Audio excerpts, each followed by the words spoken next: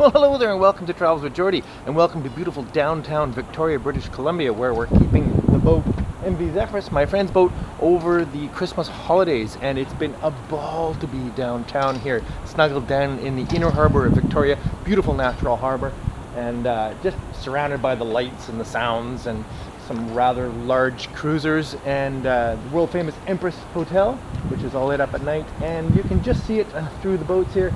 The fantastically lit up British Columbia legislature, which is pretty cool. I'm sure I'll show you some pictures of that. Anyway, it's New Year's Eve day, and lots planned for today, so got to get on with it. Cheers, stick around.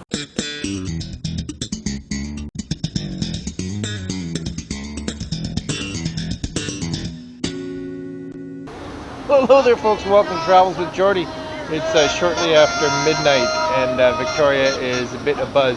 Well, as much as Victoria can ever be a buzz for anything. Anyway, it's a pretty good little New Year's.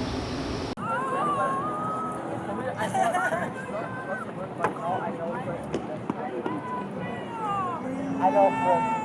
Oh my god, I know French. I love French. Well, good morning, it's New Year's Day. Bit quiet around here. I guess some people aren't up yet. Anyway, so we're steaming out today because we had arranged to stay here at the Causeway Marina for another day, but the weather is going to really come on stink tomorrow. So as we only have a 4-minute journey, it's super easy for us to just pack up today and go home. Anyway, it's been a fantastic experience being downtown for the holidays, and could probably use a couple of weeks of slightly slower lifestyle, but that's a good chance to get some work done on the boat. Cheers! Happy New Year!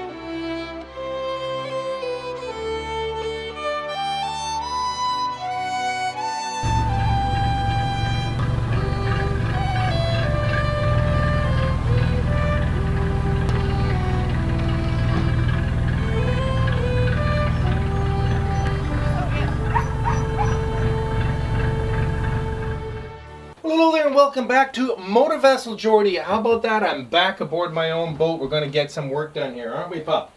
Yeah, Pup had a long walk this morning all the way down the path. This is early January in Victoria, British Columbia, and it's absolutely glorious out today. It's like a summer day.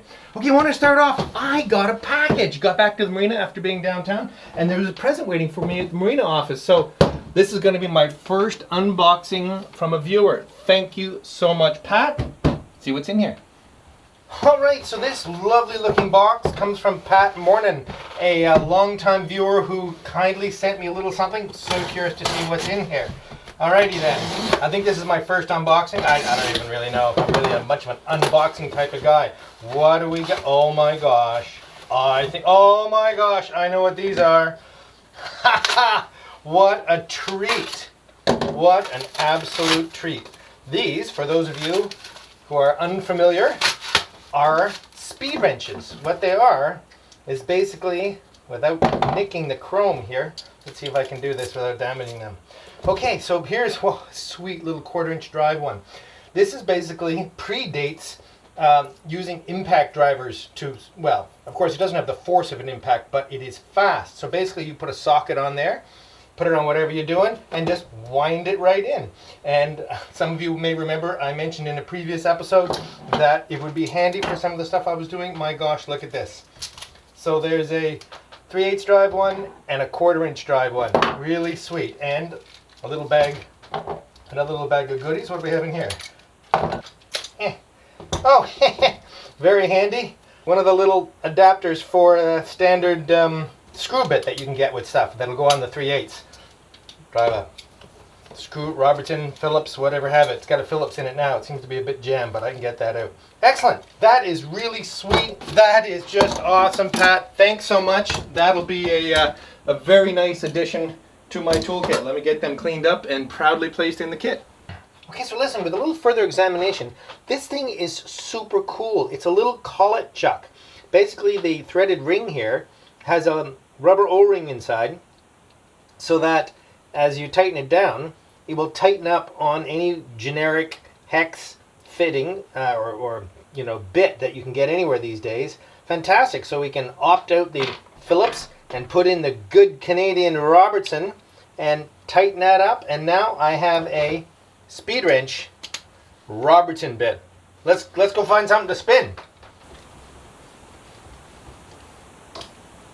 Oh yeah.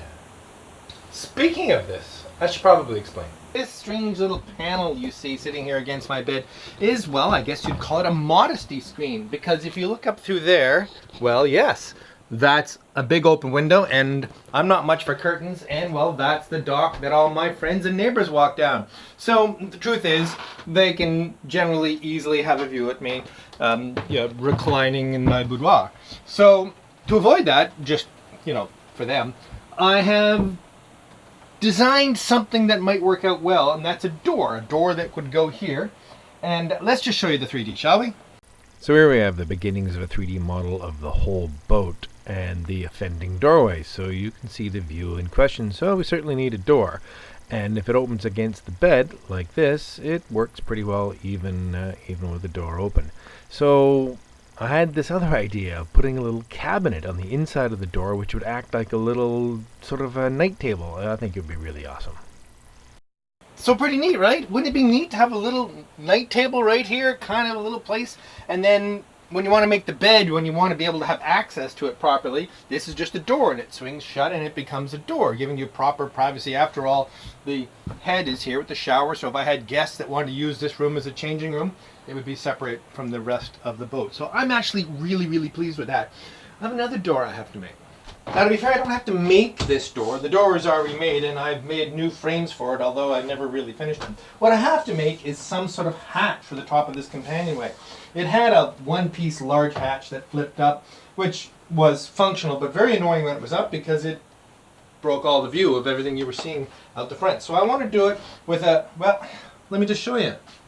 The forecastle companionway would be pretty straightforward. The same two doors that have been there all along, but for a hatch I'm proposing like a 3-fold flip, which would be completely out of the way when open and relatively elegant, I think. So, well, that's a first revision. In fact, as I was designing that the last night, I realized I wanted that 3-inch band to be continuous through here, and that's why the 3-inch band in the front flips up with the doors. But it's not ideal because it means that there's about 2 inches less headroom, because this will have to drop to get underneath the band when you actually just open the doors to go below and don't open the companionway. I'm not sure how often that'll happen. Anyway, I'm going to play with this all a little bit more, but I'll keep you up to date because I want to get this door made and I want to get that door made promptly because the wheelhouse is going to become a shop and it's going to be pretty dusty in here. So I want to be able to live in the aft cabin and work in the forecastle because I have to do my day job.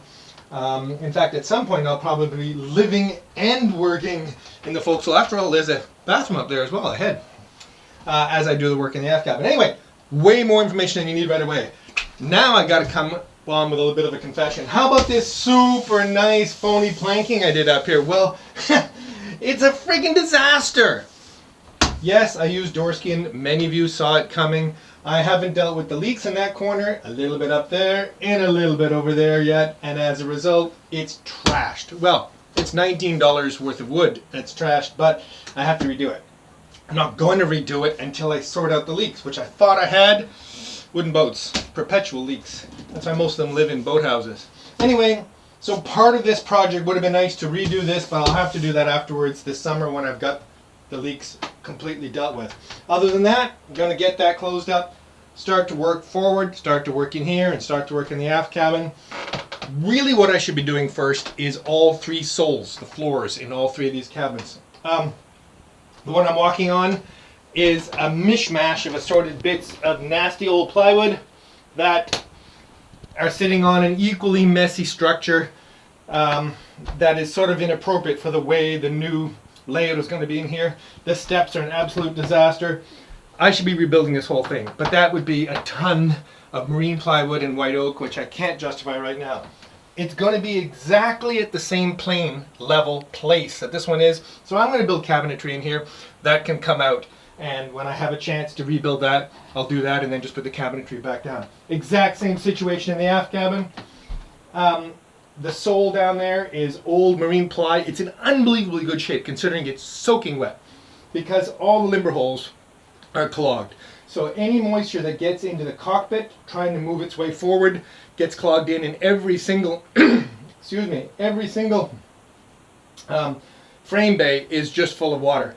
As a result, it's super humid under there. I want to get that sole up, this nail down, and clean that all out and put down a new sole that I can easily check on the limber holes and fix up in time. That's got to be done. Can't do that right now either. Doesn't matter because all the cabinetry that goes in there will be removable. I don't know if I've mentioned to you before, every piece of cabinetry I put into this boat has to be designed that it can be removed quickly and easily and come out through the openings into that cabin and eventually out that window or whichever way it came in. The reason for that is if you own a wooden boat and plan to keep it for a long time, you're pretty much set up for perpetual maintenance on the hull. Now I have put off some needed maintenance already. There are a few broken ribs in this boat. I haven't refastened, although I don't think it's crucial just yet. Any of you who watch the engine situation know that I have some major problem down there. I'm going to have to do major hull work to this boat, and I want to be able to do it quickly and efficiently at a subsequent haul out, and I want to be able to take the cabinetry apart required to get at that quickly and easily and then put it back again. So every piece of cabinetry is a standalone piece of cabinetry. Another reason to do that is that you have no actual connection between the bilge air, the air that I'm going to evacuate out of the bilge to keep good ventilation, and any cabinetry so your clothes don't smell like your bilge, etc. Anyway, that's a whole lot of information you may not really need. We got lots more to show you. Cheers. So this is where the bulk of the work's going to go on the next little while, and that's back in the cockpit. We were here a year ago, over a year ago. Well, that's because I never finished. Yeah, and I'm not feeling great about that, but I'm going to get it done this time around.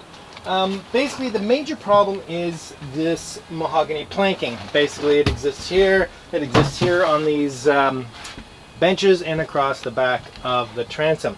Now, the most obvious thing you can see is it needs refinishing. Well, that's actually the simplest part of the problem. It has 2 coats of tung oil on it, which actually is something of a preservative, and that'll come off with a heat gun and a scraper and sand up very, very neatly.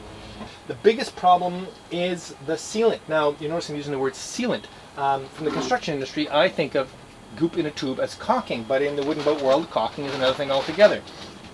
2 kinds of products come in tubes like this, more even, but 2 main products, sealants and adhesives. Now, sealant is close to what the residential world would call caulking. An adhesive is the same sort of stuff, but used primarily as an adhesive, as a glue. 5200 is an excellent example of a very strong adhesive. This is Sikaflex 291, which is a really nice sealant. One of the main reasons it's nice is that it's very pliable and it's sandable, making it ideal for a situation like this and lots of other places where you want to be able to sand the sealant after you put it in, which in a wooden boat it seems to be just about everywhere. So that's what I put in here. Now, I made at least 2 mistakes in doing that. One, the wood was green, and I don't mean green, it was just, it had picked up some humidity, and I wasn't careful enough to make sure it was bone dry before I put it in. So it shrunk slightly, and as a result, you can see in this joint, and possibly some others, that one a little bit, it pulled away. The sealant pulled away from the side of the wood. And, well, that's a complete failure. It has to be replaced. One of the other reasons it did that was because I didn't put the sealant in properly. Basically, I did something called a 3-sided bond, and there were viewers that warned me about this, and I knew about this in construction, I just didn't think of it when I was putting this together. Normally in construction, you don't want the sealant that you put in to touch on 3 sides, the 2 sides of the bond and the back. because when there's movement, you want that sealant to be flexible and stretch back and forth between the two. But if it's also bonded to the back, it can't flex properly and it will tear off one of the sides, which is exactly what happened.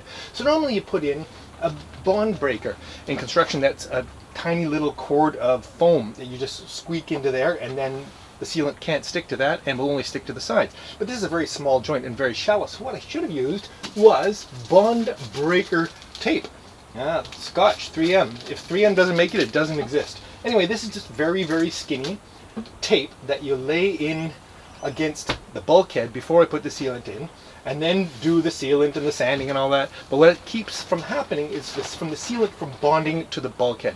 So it's only bonded to the two planks, making it much more pliable when humidity does its thing. Now, what am I going to do? I reefed out these two joints.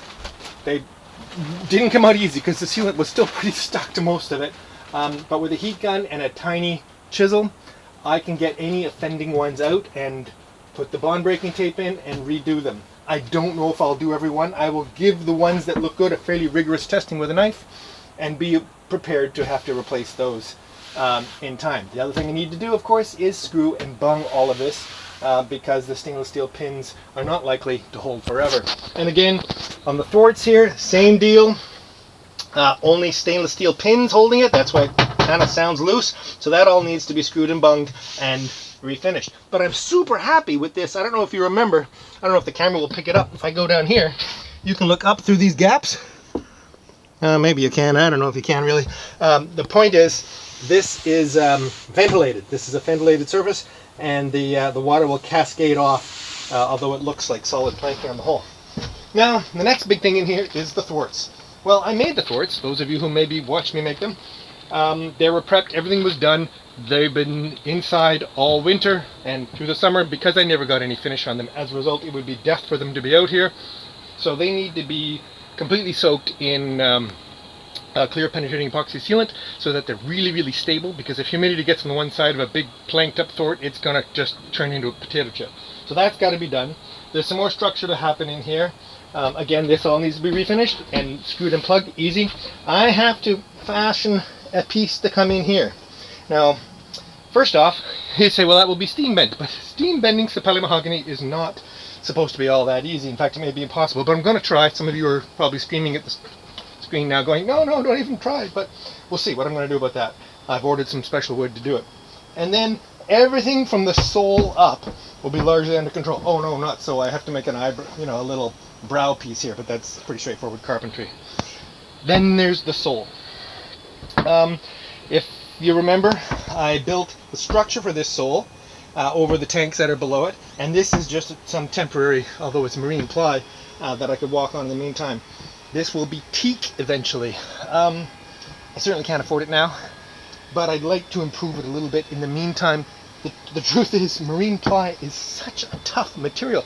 I could do a nice job at marine ply, varnish it or something, and then some non-skid, some sand in or something, and it would be an okay sole for quite a few years, which then once I saved up for the teak, I could do the teak. But there is a bit of a project in that it has to be able to shed water.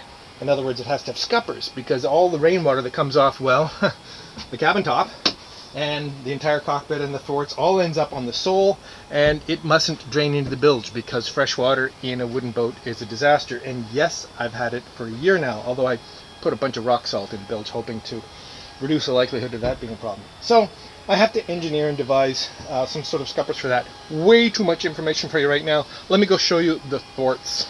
And well, here they are, sitting inside, staying nice and dry. Basically, there's two main thwarts, which are the main sections, and then two sections at the back. One I haven't cut to fit the transom yet, and two tiny little pieces that go up against the front bulkhead. And they're largely made. They need some trim pieces, they need some structural stuff done to them, but mostly they need to be sealed, because I have to say, these got quite curvy over the winter, and in fact, I've just been running them in my own little kiln here the last couple of days, getting them straight again to get them dry enough so that they're flat, and then I can completely seal them in clear penetrating epoxy sealant. And again, some of you are saying, good luck, don't rely on that, that's going to turn into a potato chip anyway. Well, that's likely. I've done a bunch of edge glued material before, and sometimes it holds up to the weather and sometimes it doesn't. I have found that sapella is not really stable wood. I may be wrong. I've done some research on it. I can't find anyone else saying that, but I find it picks up humidity pretty darn quick. So we'll see. If I can seal it really well, that might work just fine. Maybe much like my console, a year or two from now, you'll be watching me rebuild it in who knows what, stainless steel. Anyway, it'll look really gorgeous for a while. Hopefully, if I look after it, it'll look really gorgeous for a long time. Especially because I'm going to do the galley the same way. This whole galley eventually will be mahogany, and the sink will actually be undermounted, and I'll have drop-in pieces for the sink and the stove, so that can be a continuous sort of credenza of mahogany when I don't actually need the galley. And there'll be a flip-up extension to the counter. After all, the helm is going to be right here, so it can't come all the way but to about there. So that gives me a good almost 9 feet of galley, which is a big improvement over the 18 inches of actual counter space I have right now. Some people think this is a little on the small side, but I just love it. Okay, so how about I get on with some of this stuff? Better yet, how about I get on with putting this into an actual video and uploading it tonight? Cheers.